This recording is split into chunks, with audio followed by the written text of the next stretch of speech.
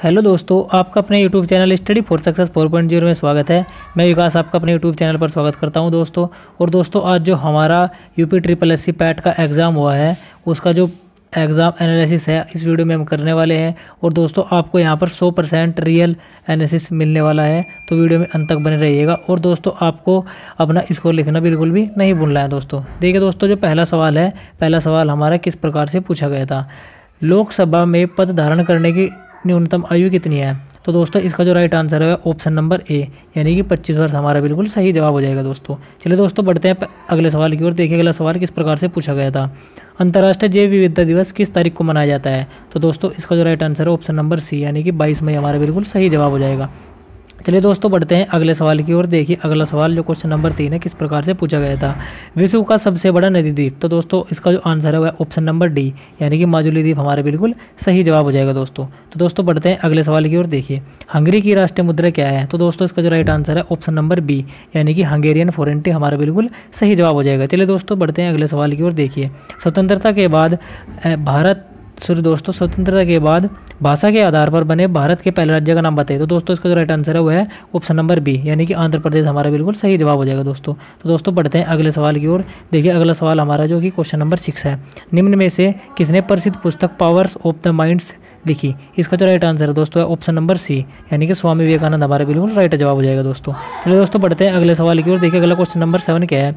UNFCCC का निम्नलिखित तात्पर्य क्या है? तो दोस्तों, इसका जो हमारा बिल्कुल राइट आंसर हो जाएगा वह option number C, united nation framework convention on climate change हमारा बिल्कुल सही जवाब हो जाएगा दोस्तों। तो दोस्तों, देखिए अगला सवाल किस प्रकार से पूछा गया है। नौटंकी निम्नलिखित में से किस राज्य का लोक नृत्य है? तो दोस्तों, इसका राइट आंसर है ऑप्शन नंबर बी, यानी कि उत्तर प्रदेश हमारा बिल्कुल सही जवाब हो जाएगा। चलिए दोस्तों, बढ़ते हैं अगले सवाल की ओर। देखिए अंतर्राष्ट्रीय ओलंपिक समिति का मुख्यालय कहाँ है? तो दोस्तों, इसका जो राइट आंसर है वह ऑप्शन नंबर सी, यानी कि स्विट्जरलैंड हमारा बिल्कुल सही जवाब हो जाएगा दोस्तों। तो दोस्तों, अगर वीडियो अच्छी लग रही है तो वीडियो को लाइक कर देना और चैनल को जरूर सब्सक्राइब कर देना दोस्तों। देखिए अगला सवाल जो है वो हमारा पैराग्राफ था।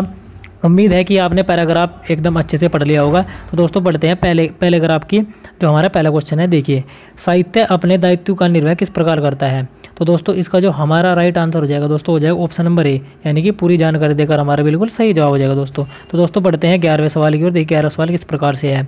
प्रस्तुत गद्यांश का सर्वाधिक उचित शीर्षक क्या है? तो दोस्तों, इसका जो राइट आंसर है वह ऑप्शन नंबर बी, यानी कि साहित्य और समाज हमारे बिल्कुल सही जवाब हो जाएगा दोस्तों। तो दोस्तों, बढ़ते हैं अगले सवाल की ओर। देखिए क्वेश्चन नंबर 12, साहित्य समाज के प्रति अपने उद्देश्य को किस प्रकार पूर्ण करता है? तो दोस्तों, इसका जो राइट आंसर है वो ऑप्शन नंबर बी, साहित्य समाज के प्रति अपने कर्तव्य द्वारा आशा का संचार करता है और उत्साह एवं कार्य के संदेश देता है। तो दोस्तों, चलते हैं अगले सवाल की ओर। देखिए साहित्य हमें किस तरह से पुरानी पीढ़ियों की जानकारी देता है? तो दोस्तों, इसका जो राइट आंसर है वह ऑप्शन नंबर सी, यानी कि दोस्तों राष्ट्र का इतिहास, गरिमा, संस्कृति, सभ्यता और पूर्वजों के विचार, अनुसंधान आदि तत्कालीन साहित्य द्वारा ही जाने जा सकते हैं। इसका बिल्कुल राइट जवाब हो जाएगा। चलिए दोस्तों, अगला सवाल देखिए इस प्रकार से पूछा गया था, जो कि हमारा 14वां सवाल है। साहित्य केवल समाज का दर्पण क्यों नहीं है? तो दोस्तों, इसका जो बिल्कुल राइट आंसर है वह है ऑप्शन नंबर डी, क्योंकि साहित्य समाज में फैली अनैतिकता, अराजकता, निरंकुशता जैसे अवांछनीय तत्वों से, दुष्प्रभावों से हमें छिपाता है। तो दोस्तों, इसका जो राइट आंसर हो जाएगा ऑप्शन नंबर डी, मैंने आपको बता दिया है। चलिए दोस्तों, अगला सवाल देखिए किस प्रकार से पूछा गया था। अगला सवाल भी हमारा जो है वो पैराग्राफ से संबंधित है। उम्मीद है कि आपने पैराग्राफ जो है वो ध्यान से पढ़ लिया होगा। तो दोस्तों, बढ़ते हैं पैराग्राफ के पहले सवाल की ओर। देखिए सत्य रूपी परमेश्वर की रत्न चिंतामणि को प्राप्त करने के लिए हम क्या कर सकते हैं? तो दोस्तों, इसका जो राइट आंसर है ऑप्शन नंबर बी, यानी कि सत्य की आराधना करें हमारा बिल्कुल राइट जवाब हो जाएगा दोस्तों। तो दोस्तों, बढ़ते हैं अगले सवाल की ओर। देखिए गद्यांश में चिरस्थायी शब्द का कौन सा विलोम प्रयुक्त है? तो दोस्तों, इसका जो बिल्कुल राइट आंसर हो जाएगा ऑप्शन नंबर डी, यानी कि क्षणभंगुर हमारा बिल्कुल राइट जवाब हो जाएगा। चलिए दोस्तों, बढ़ते हैं अगले सवाल की ओर। सत्य की तलाश कैसे की जानी चाहिए? इसका जो राइट आंसर हो जाएगा दोस्तों वो हो जाएगा option number A. Option number A हमारा बिल्कुल राइट जवाब हो जाएगा दोस्तों। देखिए दोस्तों, अगला सवाल किस प्रकार से पूछा गया था। क्वेश्चन नंबर 18, जिज्ञासु को सत्य व अहिंसा के पथ पर चलते समय संकटों का सामना कैसे करना चाहिए? तो दोस्तों, इसका जो हमारा बिल्कुल राइट आंसर हो जाएगा ऑप्शन नंबर बी, यानी कि संकटों को सहते हुए निमित्त नाश किए बिना आगे बढ़ना चाहिए। तो दोस्तों, आपको जो साइड में साउंड सुन रही होगी उसके लिए बहुत बहुत सॉरी दोस्तों, आप एडजस्ट कर लेना क्योंकि मैं घर से वीडियो बना रहा हूँ। चलिए दोस्तों, बढ़ते हैं अगले सवाल की ओर। देखिए 19वां सवाल किस प्रकार से है दोस्तों। सत्य और अहिंसा के मार्ग को 80 की धार पर के समान क्यों बताया गया है? तो दोस्तों इसका जो राइट आंसर हो जाएगा ऑप्शन नंबर ए, यानी कि सत्य और अहिंसा की डोर पर चलना सीधा और सरल है। दोस्तों यहाँ पर हमारे 19 क्वेश्चन कंप्लीट हो चुके हैं। देखिए दोस्तों अगला हमारा 20वां सवाल है, जो कि हमारा पैराग्राफ दोस्तों जो कि हमारा डायग्राम है, ये हमारी DI आई हुई थी दोस्तों। चलिए दोस्तों देखिए 20वां सवाल किस प्रकार से पूछा गया था। आपने जो सॉल्यूशन है वो तो कर लिया होगा, मैं आपको डायरेक्ट आंसर बता देता हूँ दोस्तों। तो आप अपने आंसर जो है वो मैच कर लीजिएगा और आपको कमेंट बॉक्स में अपना स्कोर बिल्कुल भी लिखना नहीं भूलना है दोस्तों। चलिए दोस्तों देखिए क्वेश्चन नंबर 20, 2011 में इन सभी पदों पर कुल व्यय 2015 में कुल व्यय का लगभग कितना प्रतिशत था? तो दोस्तों इसका जो राइट आंसर है ऑप्शन नंबर सी, यानी कि 68.33% हमारे बिल्कुल राइट जवाब हो जाएगा दोस्तों।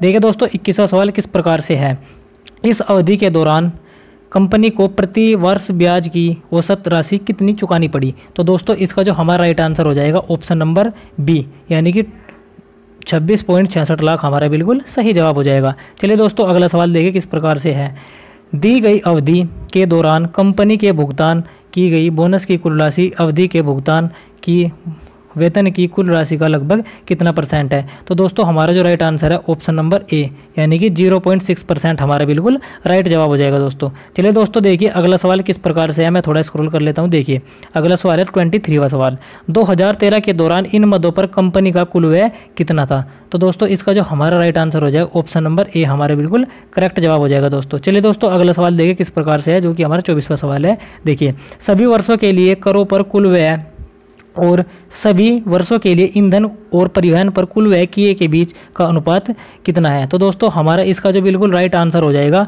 वो है दोस्तों हमारा ऑप्शन नंबर बी, यानी कि 109:151 हमारा बिल्कुल सही जवाब हो जाएगा दोस्तों। चलिए दोस्तों अगला सवाल देखिए हमारा किस प्रकार से है, जो कि हमारा नेक्स्ट क्वेश्चन है। देखिए दिए गए 10 दिनों के दौरान कार मिनी द्वारा उसकी औसत गति से 875 किलोमीटर की यात्रा करने के लिए दिए गए समय 10 दिनों के दौरान का स्विफ्ट द्वारा उसकी औसत गति 990 किलोमीटर की यात्रा करने के लिए दिए गए समय के अनुपात बताइए। तो दोस्तों इसका जो हमारा राइट आंसर हो जाएगा दोस्तों वो हो जाएगा ऑप्शन नंबर ए, यानी कि 56:99 हमारा बिल्कुल राइट जवाब हो जाएगा दोस्तों।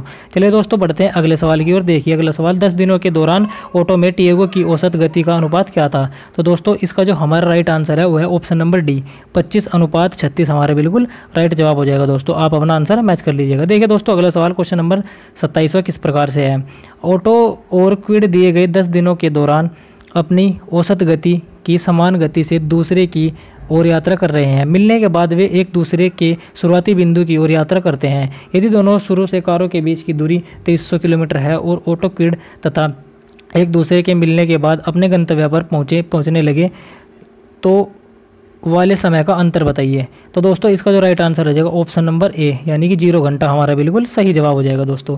चलिए दोस्तों बढ़ते हैं अगले सवाल की ओर। देखिए अगला सवाल हमारा किस प्रकार से है, 28वां सवाल, यदि सभी कारों द्वारा 10 दिनों में तय की गई कुल दूरी ए और बी द्वारा 150 घंटों और 300 घंटों में तय करती है तो कार और ए बी की औसत गति के बीच अंतर बताइए। तो दोस्तों इसका जो हमारा राइट आंसर हो जाएगा दोस्तों वो हो जाएगा आप अपना जो है कि ऑप्शन नंबर, देखिए दोस्तों क्वेश्चन 28वां है, जो हमारा इसका जो आंसर हो जाएगा वो हो जाएगा ऑप्शन नंबर डी, यानी कि 61 किलोमीटर हमारा बिल्कुल सही जवाब हो जाएगा दोस्तों। चलिए दोस्तों अगला सवाल देखिए 29वां सवाल किस प्रकार से है, 10 दिनों के दौरान टियागो और मिनी द्वारा तय की गई कुल दूरी का अनुपात कितना था?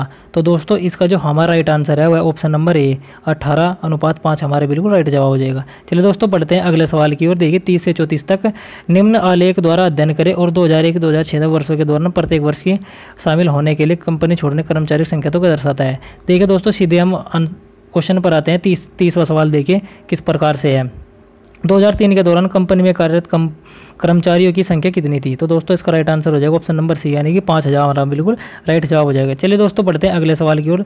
31वां सवाल देखिए, डायरेक्ट इसका आप जो है वो आंसर देख लीजिए। इसका जो राइट आंसर है वो है option number B, option number B हमारे बिल्कुल राइट जवाब हो जाएगा। इस प्रकार से मैं आपको ऑप्शन बता रहा हूँ, नहीं तो वीडियो ज़्यादा लंबा हो जाएगा दोस्तों। चलिए दोस्तों बढ़ते हैं अगले सवाल की ओर। देखिए 32वां सवाल किस प्रकार से है, 32वां सवाल इसका जो राइट आंसर हो जाएगा दोस्तों हो जाएगा ऑप्शन नंबर डी, यानी कि 9/13 हमारा बिल्कुल सही जवाब हो जाएगा दोस्तों। चलिए दोस्तों बढ़ते हैं 33वें सवाल की ओर। 33वां सवाल जो है हमारा, इसका जो राइट आंसर हो जाएगा दोस्तों, हो जाएगा ऑप्शन नंबर बी, यानी कि 2002 हमारा बिल्कुल राइट जवाब हो जाएगा। चलिए दोस्तों देखिए अगला सवाल 34वां सवाल किस प्रकार से है। 34वां सवाल जो है हमारा, इसका जो राइट आंसर हो जाएगा दोस्तों, हो जाएगा ऑप्शन नंबर सी, यानी कि 1% हमारा बिल्कुल राइट जवाब हो जाएगा दोस्तों। चलिए दोस्तों बढ़ते हैं अगले सवाल की ओर। देखिए 35 से 39 तक दंडालेख का अध्ययन करें। तो दोस्तों देखिए जो हमारा अगला सवाल है क्वेश्चन नंबर 35वां, 2011 की तुलना में 2018 के खिलौने के उत्पादन में लगभग प्रतिशत वृद्धि कितनी थी। तो दोस्तों इसका जो हमारा राइट आंसर है ऑप्शन नंबर बी, यानी कि 137.5% हमारा बिल्कुल राइट जवाब हो जाएगा। चलिए दोस्तों बढ़ते हैं अगले सवाल की ओर। देखिए 36वां सवाल, पिछले वर्ष की तुलना में किस वर्ष उत्पादन में प्रतिशत वृद्धि ज़्यादा थी। तो दोस्तों इसका जो हमारा राइट आंसर हो जाएगा ऑप्शन नंबर डी, 2017 हमारा बिल्कुल राइट जवाब हो जाएगा। चलिए दोस्तों अगला सवाल देखिए किस प्रकार से है। क्वेश्चन नंबर 37वां, दिए गए वर्षों में खिलौनों का उत्पादन दिए गए वर्षों के औसत उत्पादन से अधिक है। तो दोस्तों इसका जो हमारा राइट आंसर हो जाएगा ऑप्शन नंबर डी, यानी कि 4 हमारा बिल्कुल राइट जवाब हो जाएगा दोस्तों। चलिए अगला सवाल देखिए, 2013-14 के खिलौने की उत्पादन प्रतिशत गिरावट कितनी थी। तो दोस्तों इसका जो हमारा राइट आंसर है ऑप्शन नंबर ए, यानी कि 20% हमारा बिल्कुल राइट जवाब हो जाएगा दोस्तों। चलिए दोस्तों अगला सवाल देखिए किस प्रकार से है। 39वां सवाल, 2015 और 16 का औसत उत्पादन निम्न में से किस वर्षों के युग्म के औसत उत्पादन ही बिल्कुल बराबर था। तो दोस्तों इसका जो राइट आंसर हो जाएगा वो हो जाएगा हमारा ऑप्शन नंबर ए, यानी कि 2012 और 17 हमारा बिल्कुल राइट जवाब हो जाएगा दोस्तों। देखिए दोस्तों क्वेश्चन नंबर 40वां हमारा किस प्रकार से है। निम्न में से कौन वह व्यक्ति है जिसका नाम देवनाम प्रियदर्शी भी है। तो दोस्तों इसका जो राइट आंसर है ऑप्शन नंबर सी, यानी कि मौर्य सम्राट अशोक हमारा बिल्कुल राइट जवाब हो जाएगा। चलिए दोस्तों अगला सवाल देखिए, संगमरमर पर पितरा दुरा शैली या रंगीन पत्थर की जड़ाई का काम डैश के समय में बहुत लोकप्रिय हुआ। तो इसका जो आंसर है दोस्तों हो जाएगा ऑप्शन नंबर सी, यानी कि शाहजहां हमारा बिल्कुल राइट जवाब हो जाएगा। चलिए दोस्तों बढ़ते हैं अगले सवाल की ओर। देखिए निम्नलिखित में से किस युग में तांबे का पहली बार उपयोग किया गया। तो दोस्तों इसका जो राइट आंसर हो जाएगा ऑप्शन नंबर सी, ताम्र पाषाण काल युग हमारा बिल्कुल सही जवाब हो जाएगा। चलिए दोस्तों अगला सवाल देखिए, क्वेश्चन नंबर 43वां, निम्न में से किस स्थान पर प्रथम बौद्ध संगति हुई। तो दोस्तों इसका जो राइट आंसर है ऑप्शन नंबर ए, राजगृह हमारा बिल्कुल सही जवाब हो जाएगा दोस्तों। देखिए दोस्तों अगला सवाल 44वां सवाल है। देखिए दांडी नामक यात्रा के दौरान निम्नलिखित में से किस सामाजिक कार्यकर्ता ने गांधी को आंदोलनों को केवल पुरुषों तक सीमित रखने के लिए कहा। इसका जो राइट आंसर है ऑप्शन नंबर सी, कमला देवी चट्टोपाध्याय हमारा बिल्कुल राइट जवाब हो जाएगा। चलिए दोस्तों अगला सवाल देखिए, जब ईस्ट इंडिया कंपनी की स्थापना हुई तब भारत पर निम्नलिखित में से किसका शासन था। तो दोस्तों उस टाइम पर हमारे मुगल थे।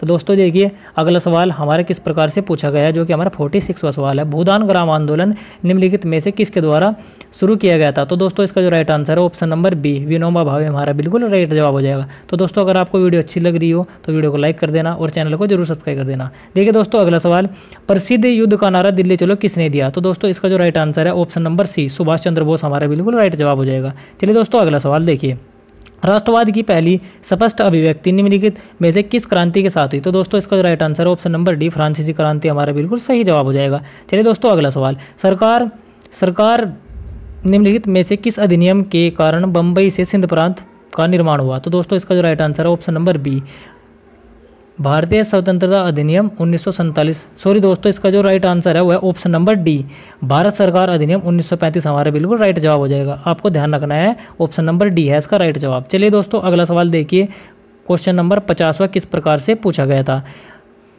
भारतीय मानक समय ग्रीनविच मध्य से आगे है। तो दोस्तों इसका जो राइट आंसर है वो है ऑप्शन नंबर ए, 5.5 घंटे हमारा बिल्कुल सही जवाब हो जाएगा दोस्तों। चलिए दोस्तों अगला सवाल देखिए किस प्रकार से पूछा गया था, निम्नलिखित में से कौन जनसंख्या वितरण को प्रभावित करने वाला आर्थिक कारण नहीं है। तो दोस्तों इसका जो राइट आंसर है ऑप्शन नंबर डी, पानी की उपलब्धता हमारा बिल्कुल राइट जवाब हो जाएगा। चलिए दोस्तों अगला सवाल देखिए किस प्रकार से पूछा गया था, विश्व की सबसे ऊंची चोटी माउंट एवरेस्ट के बीच स्थित है। तो दोस्तों right answer option number A, Nepal और तिब्बत के बीच स्थित है। चलिए अगला सवाल देखिए, निम्नलिखित में से भारत में अक्टूबर की गर्मी का मुख्य कारण क्या है। तो दोस्तों इसका right answer option number C, उच्च आर्द्रता से जुड़ा उच्च तापमान हमारा बिल्कुल सही जवाब हो जाएगा। चलिए दोस्तों देखिए अगला सवाल देखिए किस प्रकार से पूछा गया था, किसी भी विकासशील अर्थव्यवस्था के प्रारंभ चरणों में अधिकांश गतिविधियां क्षेत्र से संबंधित है। इसका जो राइट आंसर है ऑप्शन नंबर सी, प्राथमिक हमारा बिल्कुल राइट जवाब हो जाएगा दोस्तों। चलिए दोस्तों बढ़ते हैं अगले सवाल की ओर। देखिए अगला सवाल किस प्रकार से है, निम्नलिखित में से कौन सा हरित क्रांति की रणनीति का हिस्सा नहीं है? तो दोस्तों इसका जो हमारा राइट आंसर है ऑप्शन नंबर डी, यह सभी हमारा बिल्कुल राइट आंसर हो जाएगा दोस्तों। चलिए दोस्तों बढ़ते हैं अगले सवाल की ओर। देखिए अगला सवाल किस प्रकार से है, किस नदी को बिहार का शोक कहा जाता है? Right answer option number D, Kosi नदी को बिहार का शोक कहा जाता है, आपको ध्यान रख लेना है। चलिए दोस्तों अगला सवाल देखिए, भारत की पंचवर्षीय योजनाओं को अंतिम स्वीकृति किसके द्वारा दी गई? इसका जो राइट आंसर है वो है ऑप्शन नंबर ए, राष्ट्रीय विकास परिषद यानी कि एनडीसी हमारा बिल्कुल राइट जवाब हो जाएगा। चलिए दोस्तों अगला सवाल देखिए किस प्रकार से पूछा गया था। देखिए दोस्तों 58वां सवाल, भारत की संघ कार्यकारिणी में निम्नलिखित में से कौन शामिल नहीं है? इसका जो राइट आंसर है ऑप्शन नंबर डी, राज्यों के मुख्यमंत्री हमारा बिल्कुल राइट जवाब हो जाएगा। चलिए दोस्तों अगला सवाल 59वां सवाल किस प्रकार से है देखिए, निम्नलिखित में से एक वाणिज्यिक बैंक नहीं है? इसका जो राइट आंसर है ऑप्शन नंबर डी, सिडबी हमारा बिल्कुल सही जवाब हो जाएगा। चलिए दोस्तों अगला सवाल देखिए किस प्रकार से पूछा गया था, निम्नलिखित में से कौन सा सार्वजनिक क्षेत्र का उपक्रम संसद के तहत एक विशेष कानून पारित करके स्थापित किया गया? तो दोस्तों इसका जो राइट आंसर है ऑप्शन नंबर सी, वैधानिक निगम हमारा बिल्कुल सही जवाब हो जाएगा दोस्तों। देखिए दोस्तों बढ़ते हैं अगले सवाल की ओर,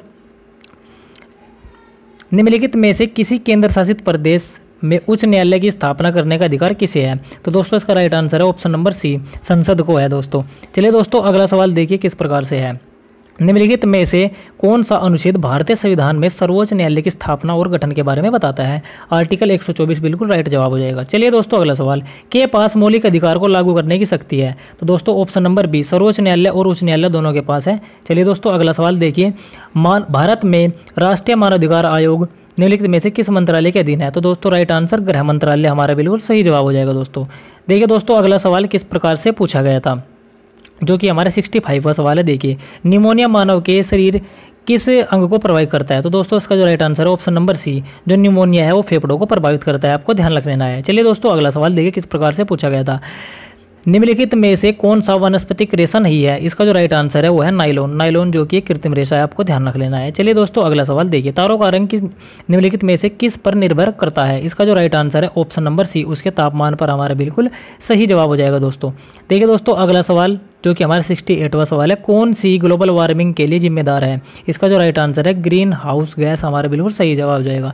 और ग्रीन हाउस गैसों में भी कार्बन डाइऑक्साइड आपको ध्यान रखना है सबसे ज़्यादा है। चलिए दोस्तों अगला सवाल किस प्रकार से पूछा गया था, देखिए अगला सवाल जो है हमारा मैथ का आ चुका है, जो कि हमारा 69वां सवाल है। इसका मैं आपको डायरेक्ट आंसर बताऊंगा, सॉल्यूशन करने की ज़रूरत नहीं है, सॉल्यूशन तो आपने कर लिया होगा, आप सीधे उत्तर मैच कीजिएगा। देखिए दोस्तों जो हमारा 69वां सवाल है, इसका जो राइट आंसर है ऑप्शन नंबर सी, यानी कि एक हमारा बिल्कुल सही जवाब हो जाएगा। चलिए दोस्तों अगला सवाल देखिए 70वां सवाल, 70वें सवाल का जो हमारा राइट आंसर हो जाएगा ऑप्शन नंबर सी, यानी कि 25% हमारा बिल्कुल राइट जवाब हो जाएगा। चलिए दोस्तों अगला सवाल देखिए 71वां, इसका जो हमारा राइट आंसर है दोस्तों वो हो जाएगा ऑप्शन नंबर डी, यानी कि 50 बिल्कुल सही जवाब हो जाएगा। देखिए 72 का जो हमारा राइट आंसर है दोस्तों वो हो जाएगा ऑप्शन नंबर ए, आपको ध्यान रखना है। चलिए दोस्तों अगला सवाल देखिए 73वां, पादप कोशिका भित्ति निम्न में से किससे बनी होती है? तो इसका जो राइट आंसर है दोस्तों ऑप्शन नंबर सी, सेलुलोज की बनी होती है, आपको ध्यान रखना है। चलिए दोस्तों 74वां सवाल है, जो कि हमारा इसका राइट आंसर हो जाएगा ऑप्शन नंबर सी, यानी कि 30 हमारा बिल्कुल करेक्ट जवाब हो जाएगा। चलिए दोस्तों बढ़ते हैं अगला सवाल, देखिए अगला सवाल किस प्रकार से है, ये जो अगला सवाल है हमारे हिंदी से आ गया है, किस विकल्प में सभी शब्द परस्पर पर्यायवाची है? इसका जो राइट आंसर है option number B, Parvati Rudrani Bhavani बिल्कुल सही जवाब हो जाएगा। चलिए अगला सवाल देखिए किस प्रकार से है,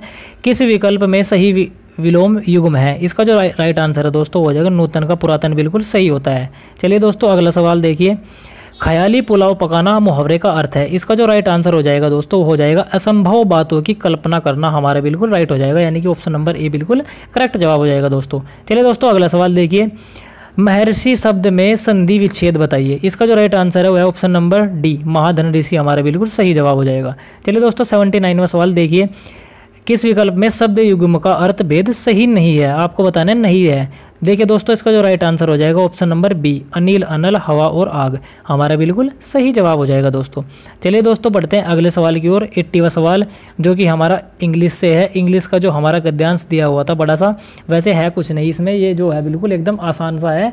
देखिए जो 80वां सवाल है, इसका जो राइट आंसर हो जाएगा ऑप्शन नंबर बी, मैं आपको डायरेक्ट आंसर बता रहा हूँ, ऑप्शन नंबर बी 9 हमारा बिल्कुल सही जवाब हो जाएगा। बढ़ते हैं 81वें सवाल की ओर। देखिए 81वां जो सवाल है वो किस प्रकार से है, सॉरी दोस्तों थोड़ा जूम हो गया, आपको ध्यान रख लेना है। देखिए देखिए why were the squad collecting, इसका जो राइट आंसर हो जाएगा दोस्तों ऑप्शन नंबर डी, यानी कि 4 बैटिंग हमारा बिल्कुल सही जवाब हो जाएगा दोस्तों। चलिए दोस्तों बढ़ते हैं अगले सवाल की ओर। अगला 82वां सवाल, give one substitution for the practice of writing, इसका जो राइट आंसर हो जाएगा ऑप्शन नंबर बी, लेक्सिकोग्राफी हमारा बिल्कुल सही जवाब हो जाएगा।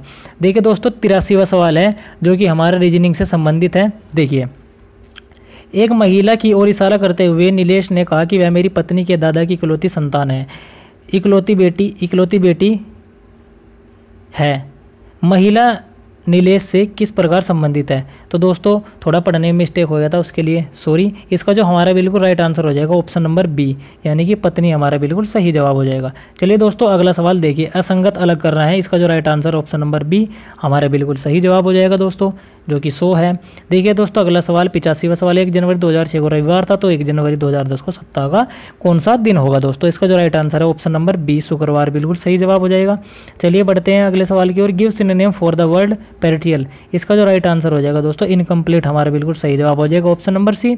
चलिए अगला सवाल 87वां सवाल, choose the correct anonymous of disappoint, इसका जो राइट आंसर हो जाएगा सेटिस्फाई। चलिए दोस्तों अगला सवाल देखिए किस प्रकार से है। अगला सवाल जो है हमारे रीजनिंग से संबंधित है, सिलोक्स का सवाल है, इसका जो राइट आंसर हो जाएगा ऑप्शन नंबर डी, इनमें से कोई नहीं, आपको ध्यान रख लेना है।